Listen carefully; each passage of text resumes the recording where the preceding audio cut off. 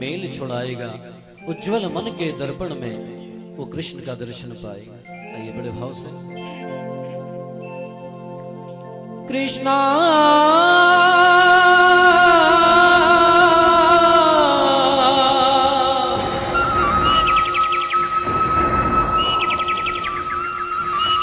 हरे कृष्णा हरे हरे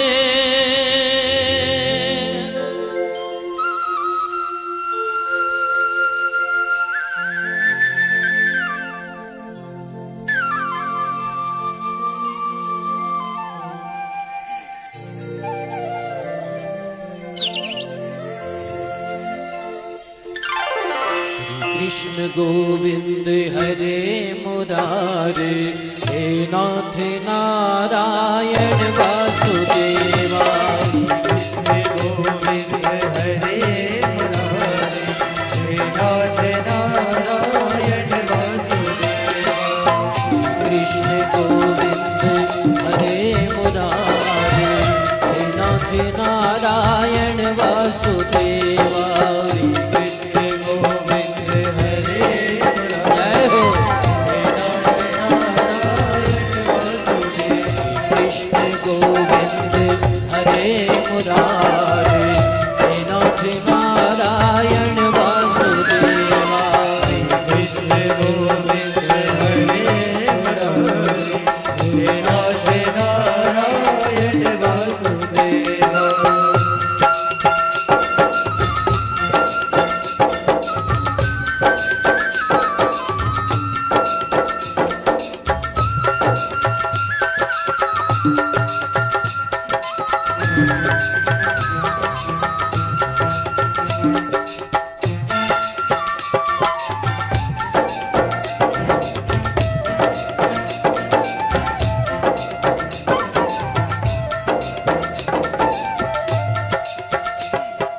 देहांत काले तुम सामने हो, देहांत काले तुम सामने हो।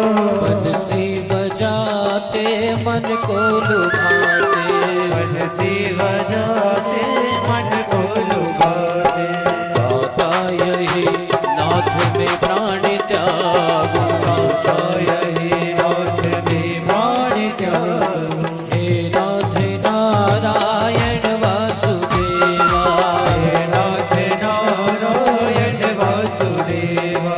श्री कृष्ण गोविंद हरे मुरारे, हे नाथ नारायण वासुदेवा। श्री कृष्ण गोविंद हरे मुरारे, हे नाथ नारायण वासुदेवा।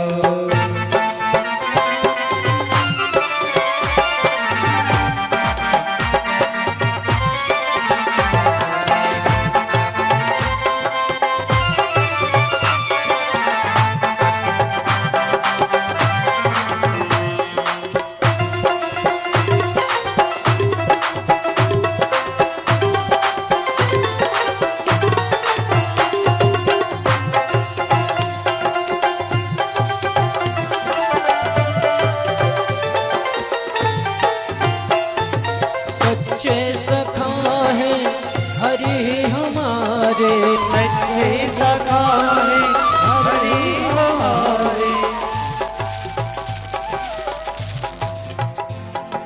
सच्चे सखा है हरि हमारे, सच्चे सखा है हरि हमारे। माता पिता भाई बंधु सारे, माता पिता भाई बंधु सारे।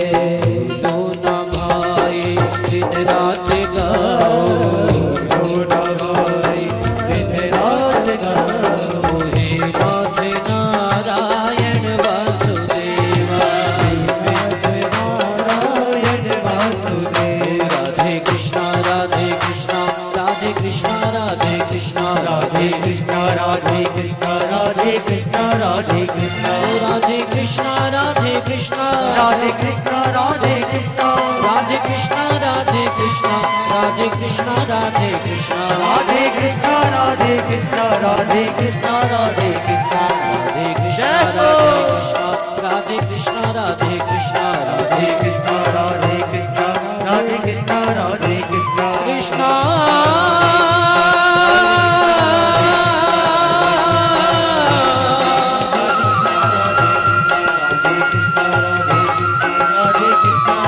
हरे कृष्णा हरे हरे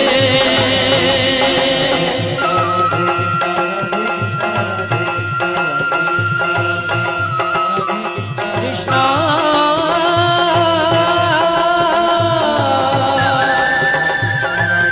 हरे कृष्णा हरे हरे कृष्णा हरे हरे जय जय श्री राधे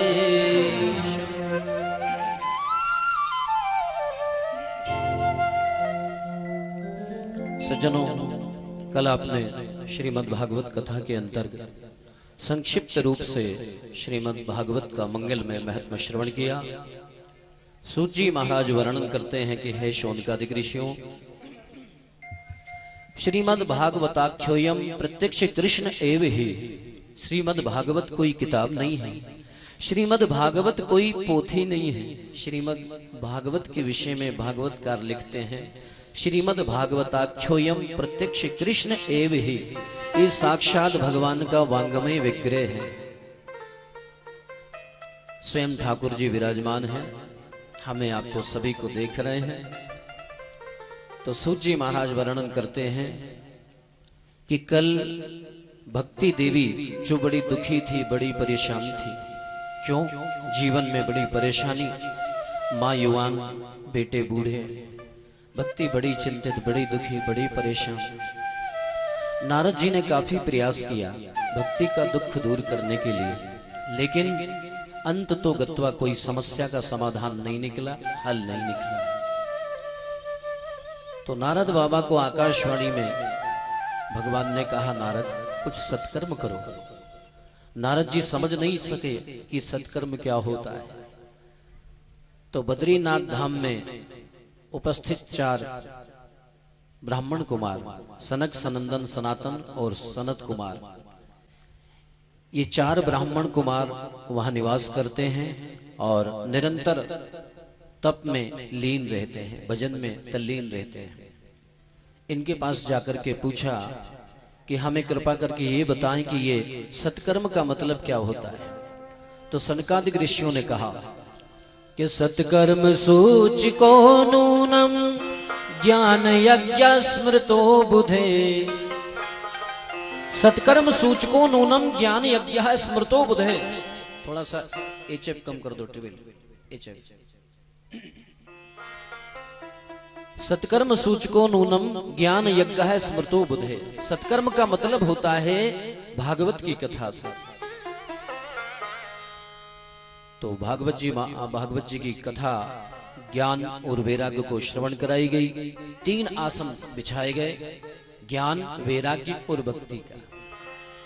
अब नारद जी ऐसे संत हैं जो कहीं टिकते नहीं हैं, और सनकादिक ऐसे संत हैं जो कहीं एक स्थान छोड़ करके जाते नहीं। तो दिग दिगंत में ये समाचार फैल गया कि बाबा नारद 7 दिन तक एक आसन पे बैठ करके कथा श्रवण कैसे करेंगे। तो सभी देवता तीर्थ मनुष्य का रूप लेकर के वहां उपस्थित हो गए और ये जानना चाहा कि नारद जी महाराज तो कहीं टिकते नहीं हैं, कैसे सुने। लेकिन कथा हुई, कथा के प्रभाव से ज्ञान और वैराग्य की मूर्छा दूर हो गई, बुढ़ापा दूर हो गया, भक्ति के जीवन का दुख दूर हो गया, भक्ति प्रसन्न हो गई। और भक्ति प्रसन्न होकर के हिलोर मार के नृत्य करने लगी। और जब भक्ति माता नृत्य करने लगी तो ठाकुर जी से रहा नहीं गया। भक्ति माता ने बाबा नारद को पूछा कि बाबा मैं कहाँ जाऊं, कहाँ निवास है मेरा, बताइए ना। तो बाबा नारद ने कहा कि जितने भी भक्त हैं सबके हृदय में जाकर के भक्ति माँ आप विराजमान हो जाइए। तो भक्ति माता भक्तों के हृदय में जाकर के विराजमान हो गई। तो निवेदन करूं, ये कथा श्रीमद् भागवत की साक्षात भगवान का वांगमय विग्रह है। और इस कथा को सुनने से 5 प्रकार के महापापी होते हैं भागवत में। पापी से पापी व्यक्ति भी यदि इस कथा को श्रवण करे तो वो भी मुक्त हो जाता है। 5 प्रकार के महापापी कौन कौन से होते हैं? एक तो मदिरा पान करने वाला, दूसरा ब्रह्म हत्या करने वाला। ब्रह्म हत्या कहते हैं किसी गाय की हत्या करना अथवा किसी ब्राह्मण की हत्या करना। नंबर 3 होता है स्वर्ण की चोरी करना। नंबर 4 है गुरु पत्नी गमन करना। नंबर 5 है विश्वासघात करना। ये 5 प्रकार के महापाप श्रीमद् भागवत में बताए गए हैं। अगर पापी से पापी व्यक्ति भी इस कथा को श्रवण कर ले तो वो भी मुक्त हो जाता है और उसके जीवन का कल्याण हो जाता है। तो शौनकादिक ऋषियों ने कहा कि महात्मन हम कैसे माने कि ये कथा इतनी प्रभावशाली है कि पापी से पापी व्यक्ति भी इस कथा को श्रवण करे और छूट जाए। यदि कोई ऐसा आख्यान हो तो हमको श्रवण कराइए। तो सूत जी महाराज वर्णन करते हैं कि हे शौनकादिक ऋषियों, तुंगभद्रा नदी के किनारे एक उत्तम नगर है। उसमें एक पंडित जी निवास करते हैं जिनका नाम है आत्मदेव। आत्मदेव बड़े तपोनिष्ठ धर्मनिष्ठ ब्राह्मण हैं। विवाह के 25 वर्ष हो गए लेकिन घर में संतान नहीं है। घर में तुलसी जी लगाते हैं, सूख जाती है। जो वृक्ष लगाते हैं सूख जाता है। अड़ोसी पड़ोसी कहने लगे, अरे पंडित जी आपके घर में हम देख रहे हैं तुलसी का बिरवा सूख क्यों जाता है? आपके घर में हम एक गाय देख रहे हैं, ये 10 साल से बंधी हुई है, ना इसके बच्चा है ना बच्चिया है। तो पंडित जी कहने लगे, भैया क्या बताऊं, अरे रोज तुलसी जी में जल डालता हूं, अगरबत्ती लगाता हूं, दीपक जलाता हूं, पूजा करता हूं, लेकिन फिर भी सूख जाती है। आम का वृक्ष कई वर्षों से लगा हुआ है लेकिन फल नहीं है। गाय मेरे यहाँ 10 साल से बंधी लेकिन ना बच्चा है ना बच्चिया है। क्यों? और पंडित जी के घर भी संतान नहीं है। तो पंडित जी बड़े दुखी, बड़े परेशान। पंडित जी का बड़ा मान, बड़ा सम्मान, लेकिन संतान ना होने के कारण जीवन में दुख भी है। क्योंकि समाज में कई जगह पंडित जी को अपमानित होना पड़ता है, तिरस्कृत होना पड़ता है। क्यों? संतान नहीं है। माताएं यदि कोई निसंतान स्त्री अगर जा रही हो या आई हो तो अपने बच्चे को ढक लेती है आंचल से। उन्हीं संतान में उसकी कई नजर ना लग जाए। तो संतानहीन व्यक्ति, उसको दिल में बड़ी टीस होती है। तो पंडित जी हर प्रकार से सुखी हैं लेकिन मन में थोड़ा सा कष्ट है, घर में संतान नहीं है। तो उनको समाज में बड़ा अपमानित होना पड़ता, तिरस्कृत होना पड़ता। एक दिन उनके दिल पे ठेस लगी। पंडित जी ने सोचा कि ऐसे जीवन से मर जाना ही श्रेष्ठकर है। तो पंडित जी ने विचार किया कि अब जीने का कोई मतलब नहीं है, जीने का कोई मतलब नहीं है। पंडित जी चल दिए हैं जंगल की ओर। एक बहुत बड़े पहाड़ के ऊपर चढ़े हैं और जैसे ही खाई में कूदने के लिए उद्यत हुए, उसी समय एक संत बैठे थे। संत की नजर पड़ गई। कहा, अरे ब्राह्मण ये क्या करते हो? तुमको पता नहीं आत्महत्या करना महापाप है। आत्महत्या करना महापाप। तनिक रुको। महात्मा जी रुके। क्या बात है, ये आत्महत्या क्यों कर रहे हो? तो संत हृदय नवनीत समाना। पंडित जी ने सारा वृतांत बताया कि मेरे घर संतान नहीं है। विवाह के 25 वर्ष व्यतीत हो गए। हल्का सा ई को कम कर दो। विवाह के 25 वर्ष व्यतीत हो गए लेकिन घर में कोई संतान नहीं है। मुझे समाज में बड़ा तिरस्कृत होना पड़ता है, अपमानित होना पड़ता है। मैं मरना चाहता हूं, मुझे मत रोको, मुझे मर जाने दो। तो जैसे ही पंडित जी ने अपना दुखड़ा सुनाया, दर्द सुनाया, तो संत का हृदय द्रवीभूत हो गया। क्यों? संत हृदय नवनीत समाना। संत का हृदय मक्खन की तरह होता है। थोड़ी सी गर्मी बताओ, संत का हृदय पिघल जाता है, मक्खन पिघल जाता है। तो संत को बड़ी दया आ गई। कहा, पंडित जी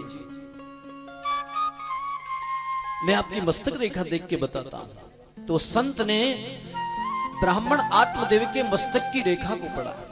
और संत आज कलिकाल के पाखंडी संतों की चर्चा नहीं है। उच्च कोटि के संत, जब संसार सो जाता है तो संत लोग जाग करके भजन करते हैं। या निशा सर्वभूतानाम तस्याम जागृति संयमी। दुनिया जब सो जाती है तो जो संयमी संत होता है वो जाग करके भगवान का भजन करता है। रात्रिकालीन जो संध्या होती है उसको तुरीय संध्या कहते हैं। उस समय मन बड़ा एकाग्र होता है। दिन में संसार के शोरगुल के कारण ईश्वर में मन नहीं लगता, ध्यान केंद्रित नहीं होता है। और रात में बड़ी जल्दी, सुबह बड़ी जल्दी मन एकाग्र हो जाता है और मन ईश्वर में लगने लगता है। तो जब संसार सो जाता है तो संत लोग जाग करके भजन करते हैं। जागिए जबहि जीव जग जागा,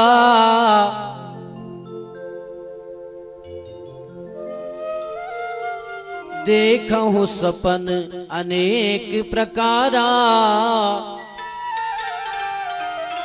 संसार सो जाता है लेकिन संत होते हैं वो जाग करके भगवान का भजन करते हैं, क्योंकि दिन के आपाधापी शोरगुल के कारण भगवान में चित्त एकाग्र नहीं हो पाता है।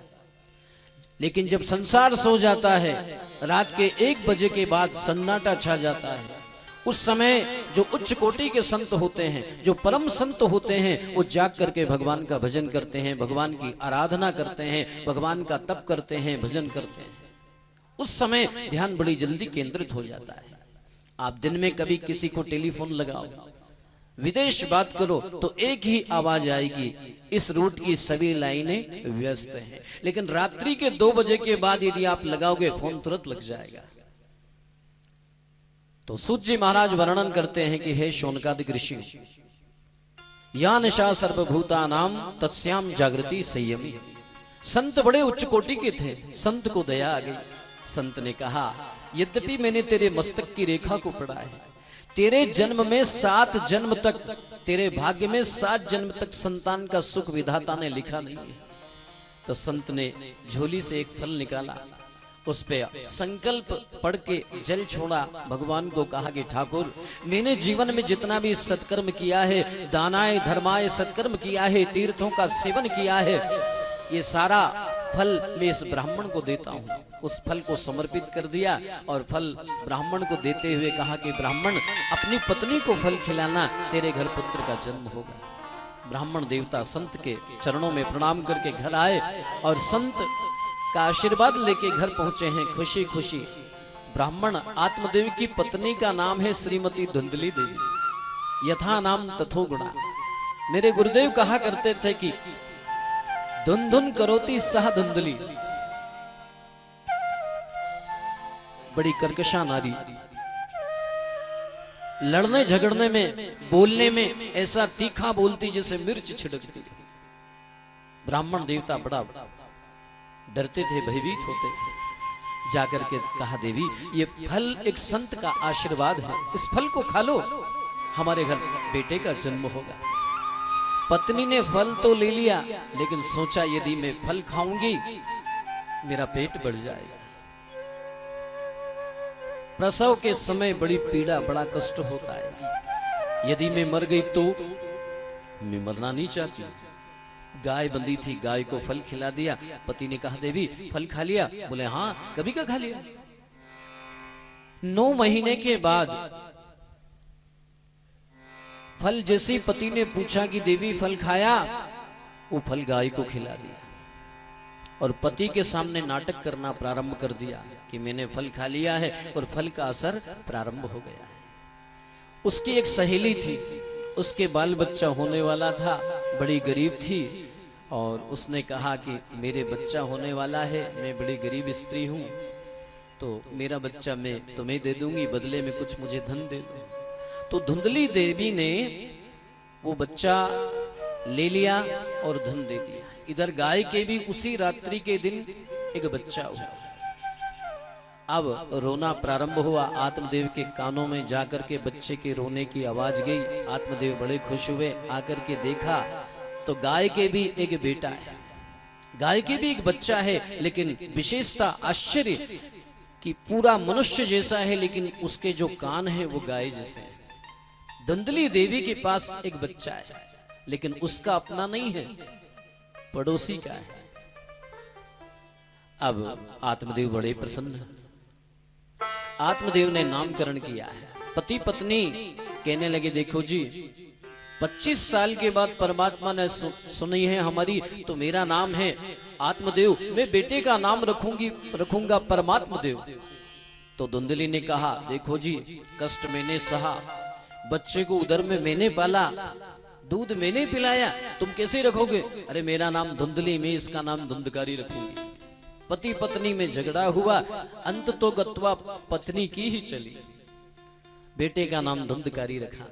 सूत जी वर्णन करते हैं कि हे शौनकादिक ऋषियों, धीरे धीरे दोनों बच्चे बड़े होने लगे, स्कूल में एडमिशन हुआ।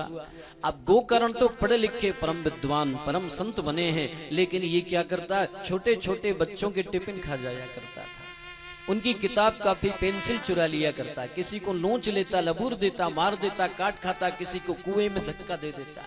अब आत्मदेव के घर में रोज शिकायत आने लगी, पंडित जी आपके बच्चे ने हमारे बच्चे का टिफिन खा गया, बेचारे को भूखा रहना पड़ा। किसी ने कहा, पंडित जी आपका बेटा हमारे बच्चे की किताब चुरा करके और बेच करके खा गया। किसी ने कहा, हमारे बच्चे को कुएं में धकेल दिया।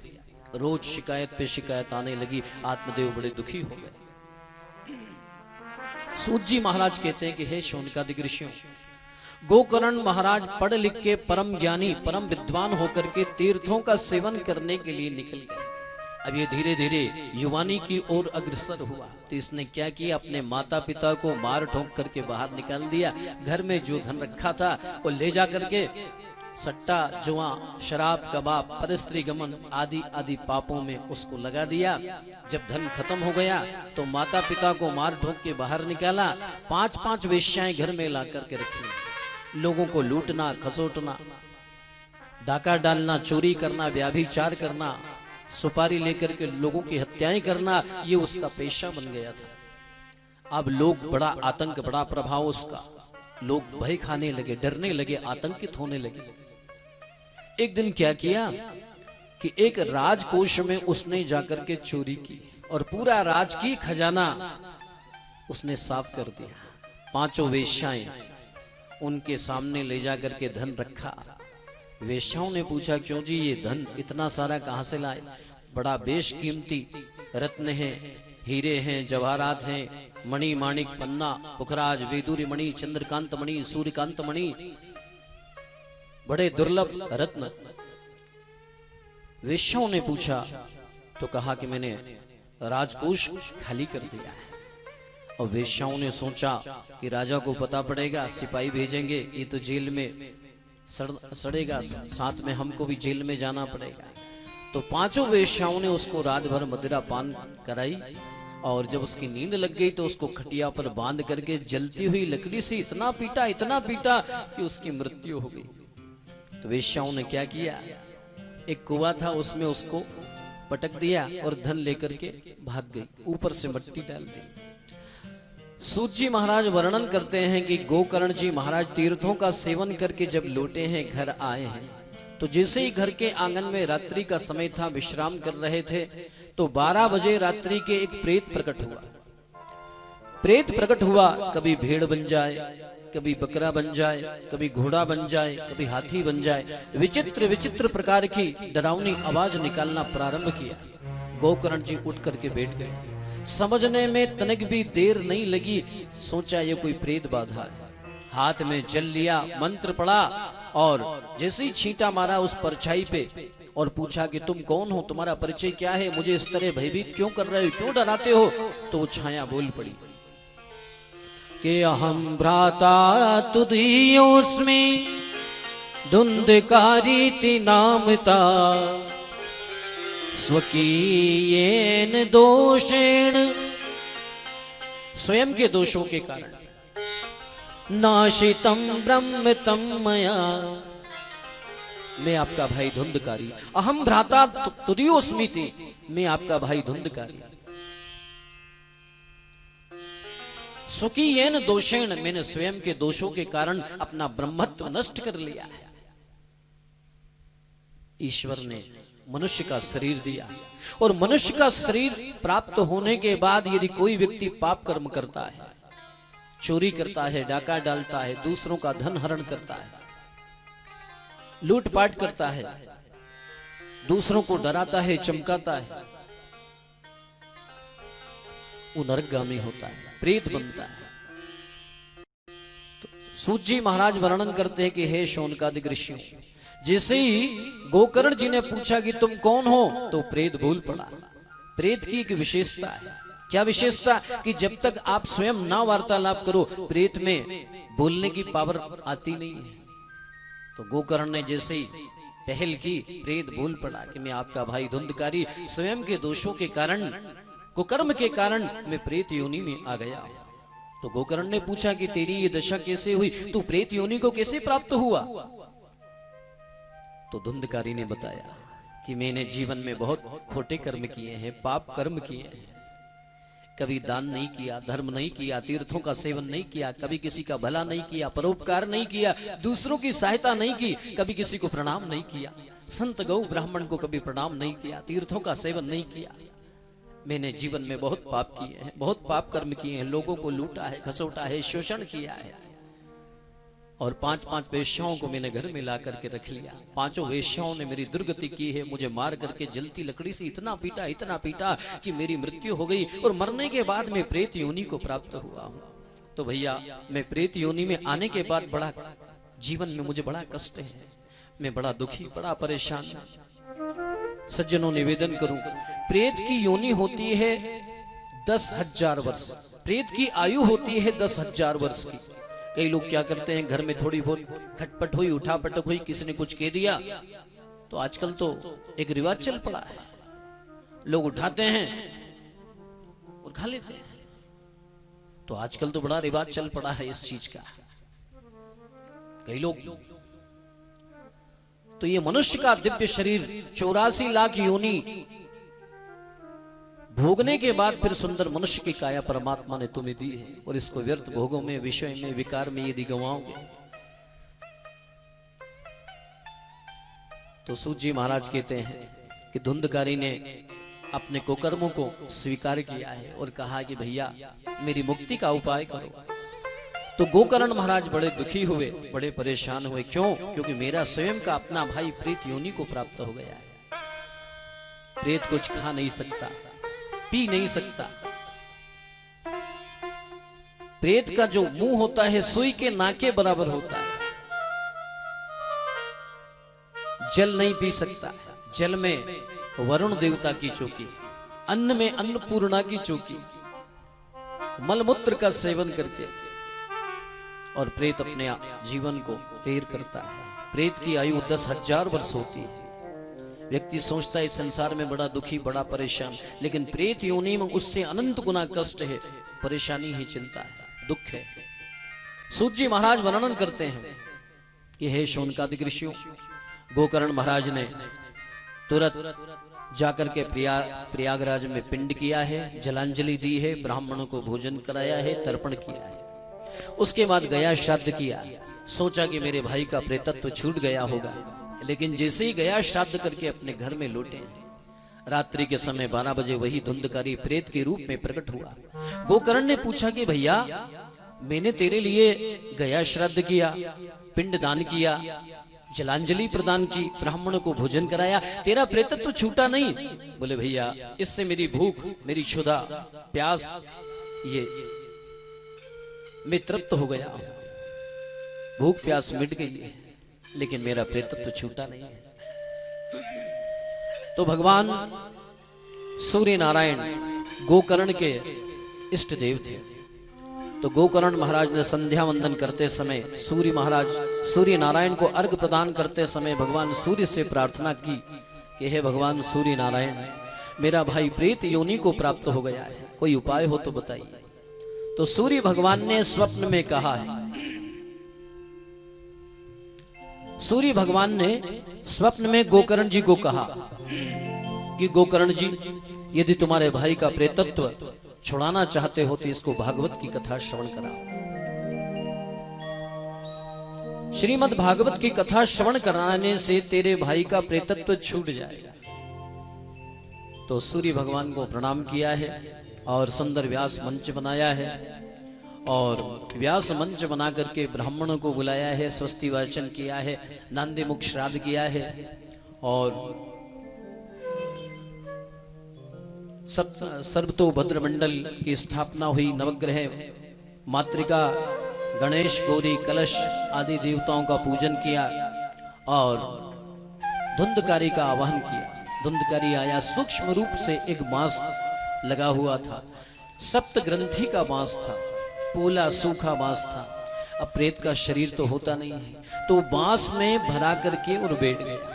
सूत जी महाराज वर्णन करते हैं, पहले दिन की कथा हुई, उस बांस की प्रथम ग्रंथि फट गई, दूसरे दिन दूसरी, तीसरे दिन तीसरी, ऐसे सातवें दिन सातवीं ग्रंथि फटी और एक देवता के स्वरूप जैसा सुंदर एक व्यक्ति प्रकट हुआ।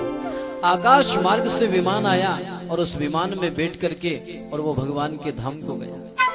तो शौनकादिक ऋषियों ने सूर्य से पूछा कि ये कौन था जो स्वर्ग में विमान में बैठ करके गया।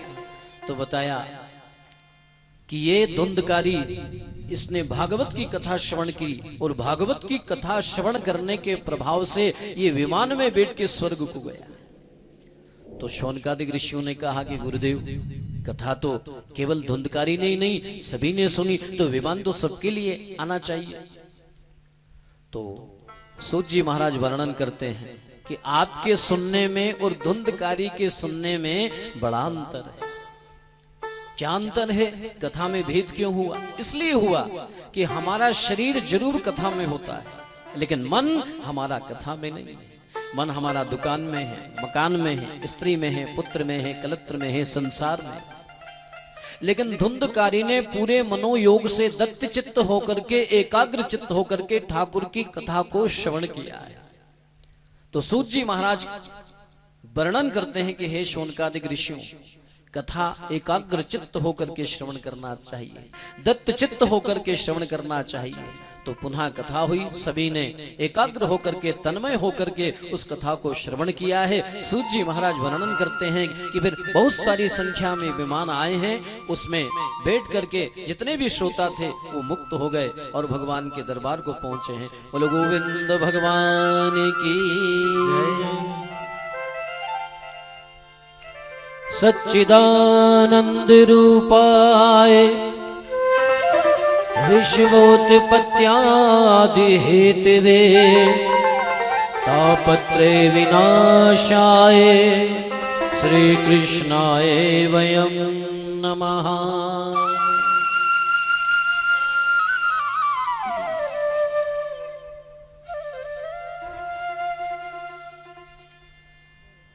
सूत जी महाराज वर्णन करते हैं कि हे शौनकादिक ऋषियों, भागवत की कथा जो भी सुन लेता है, श्रवण कर लेता है, वो मोक्ष का अधिकारी होता है।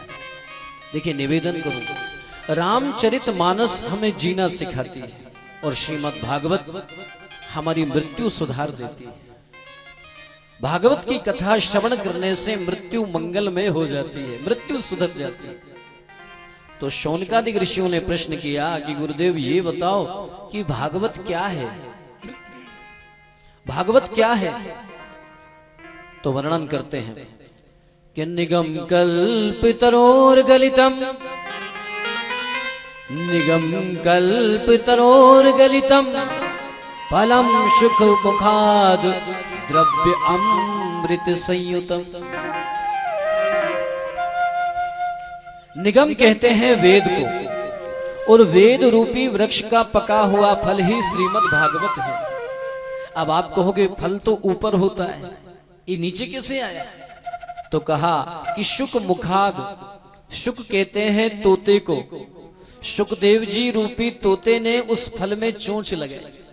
ये तोता, ये सुग्गा बड़ा चतुर, बड़ा चालाक होता है, ये उसी फल में चोंच लगाता है जो मीठा।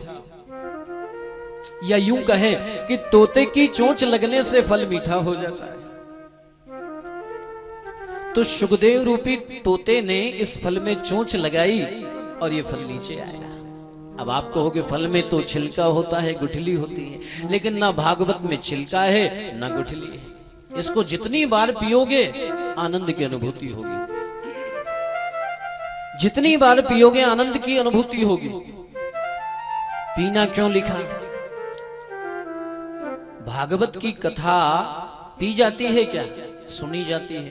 तो श्रृण्वताम भागवतम कथा ऐसा लिखना चाहिए, लेकिन यहां लिखा पिबत भागवतम रस मालय मुहुर मुहुर। श्रृणुत क्यों नहीं लिखा? इसलिए कि जो चीज सुनी जाती है इस कान से सुनो, इधर से निकल जाती है। लेकिन पीना किसको बोलते हैं? जो दिल में उतर जाए उसको बोलते हैं पीना। तो सुखदेव जी रूपी तोते ने चोंच लगाई, फल नीचे आया। अब इसको पियो। अब आप कहोगे साहब अभी हम एसपीएम गेट नंबर 4 पे पी रहे थे, सेठानी घाट पे पी रहे थे, विवेकानंद घाट पे पी रहे थे, कितनी बार पिए? तो जितनी बार आप पियोगे आनंद की अनुभूति होगी, आपके जीवन का कल्याण होगा। भागवत जितनी बार सुनोगे पियोगे इस रस को, आनंद की अनुभूति होगी। अब आप पूछोगे सब कैसे आनंद की अनुभूति होगी? जैसे एक आम है और आम में बड़ा रस भरा पड़ा है। आम बड़ा रसीला है, मीठा है, सुगंधित है और बड़ा मीठा रस, स्वादिष्ट रस, सुपाच्य रस है। तो ऐसा कोई व्यक्ति नहीं है आम को इसने पिलपिला करा और जैसे ही मुंह में भरा और फेंक दिया, ऐसा कोई व्यक्ति नहीं है। आम है, रस है, मीठा है, स्वादिष्ट है, सुपाच्य है, सुगंधित है, तो व्यक्ति क्या करता है? जितनी बार मुंह में भरेगा फिर निकालेगा, फिर भरेगा फिर निकालेगा, आनंद की अनुभूति होगी।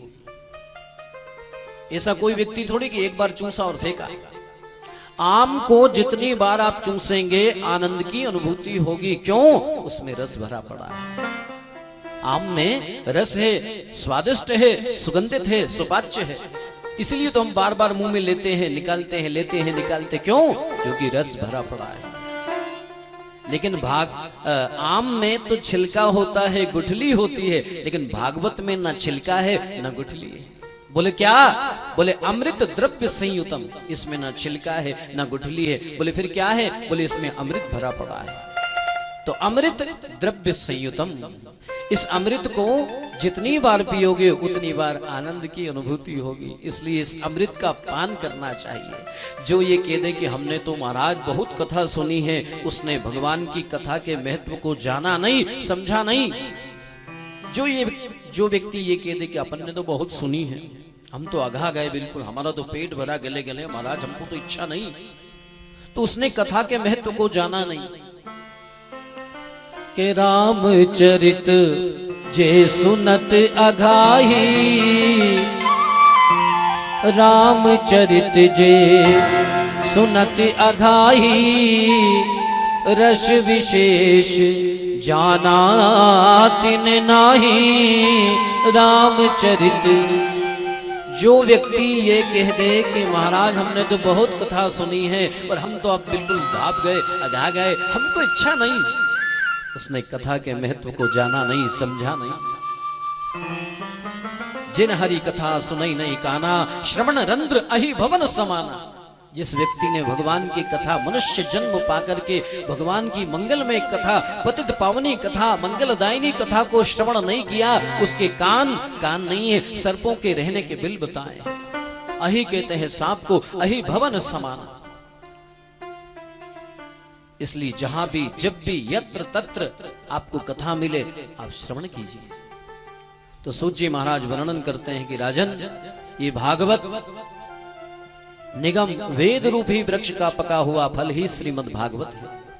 और सुखदेव रूपी तोते ने चोंच लगा करके इसको और भी मीठा कर दिया है, रसीला कर दिया है। तो रसीला फल सभी को प्रिय है, मीठा फल सभी को प्रिय है। जितनी बार आम को चूसेंगे आनंद की अनुभूति होगी। इसी तरह जितनी बार भागवत का आप आनंद लेंगे, इसको पिएंगे, आनंद की अनुभूति होगी। तो सूत जी महाराज वर्णन करते हैं कि राजन, ये बताओ कि भगवान अवतार क्यों लेते हैं, भगवान के अवतार का प्रायोजन क्या है। सूत जी वर्णन करते हैं कि जब जब होए धर्म की हानि, जब जब होए धर्म की हानि, बाड़ा ही असुर अधम अभिमानी, बाड़ा ही असुर अधम अभिमानी, तब तब धरे प्रभु मनुज शरीरा, तब तब धरे प्रभु मनुज शरीरा, हराही कृपा निधि सज्जन पीरा, हराही कृपा निधि सज्जन पीरा। सूत जी वर्णन करते हैं कि हे शौनकादिक ऋषियों, भगवान के अवतार का प्रयोजन क्या है? तो कहा कि जब जब होए धर्म की हानि और बाड़ा ही असुर अधम अभिमानी, तब तब धरे प्रभु मनुज शरीरा, हरहि कृपा निधि सज्जन पीरा।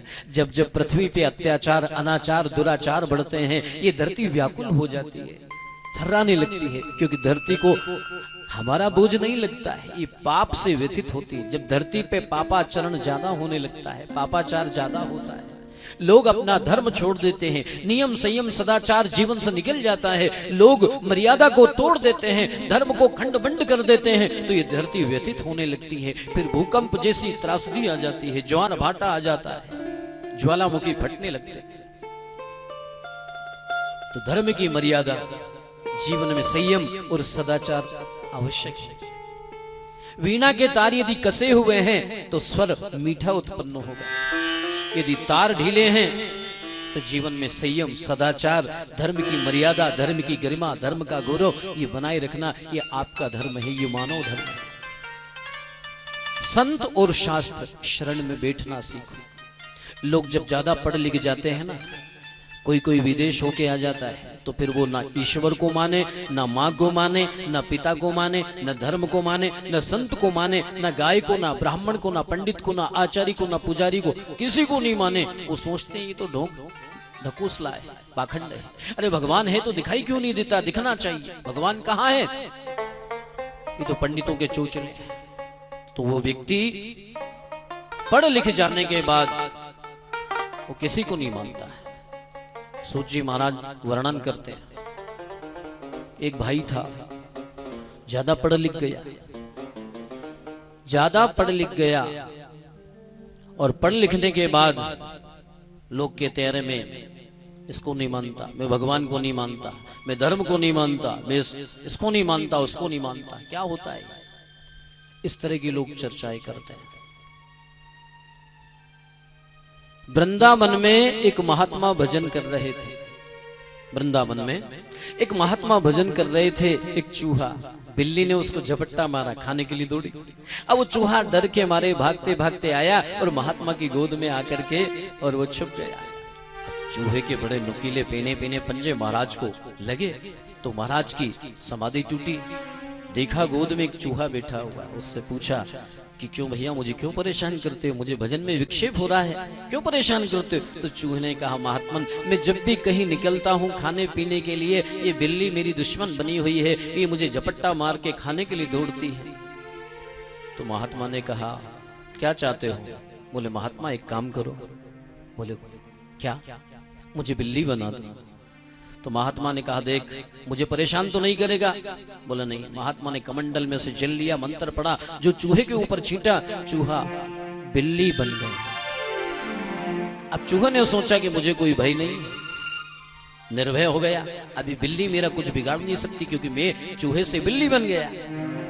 अब वो बिल्ली जो है इधर उधर, कहीं इस घर में जाए, कहीं इस घर में जाए, किसी का घी खा जाए, किसी का दूध पी जाए, किसी का व्यर्थ में बहा दे, ढोल दे, नुकसान कर दे। एक दिन क्या हुआ, बिल्ली रोड पार करके उस पार जा रही थी। एक मोहल्ले के कुत्ते ने उसको देखा, कुत्ता मारने के लिए उसको दौड़ा, और जैसे ही झपट्टा मारा, बिल्ली जान बचा के भागती भागती आई, महात्मा की गोद में आकर के बैठ गई।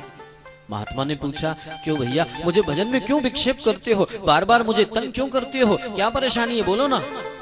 तो उस बिल्ली ने कहा, महात्मन, मैं जब भी कहीं खाने पीने के लिए निकलती हूँ, इस घर से उस घर जाती हूँ, रोड पार करके जाती हूँ, ये मोहल्ले के जो कुत्ते हैं मुझे खाने के लिए दौड़ते हैं, परेशान करते हैं। मुझे मार दिया तो महाराज मैं मरना नहीं चाहती। बोले क्या चाहती है? बोले आप एक काम करो, मुझे कुत्ता बना दो। महात्मा ने कमंडल में से जल लिया, मंत्र पढ़े, जो छींटा मारा कुत्ता बना दिया। अब कुत्ता बन गया।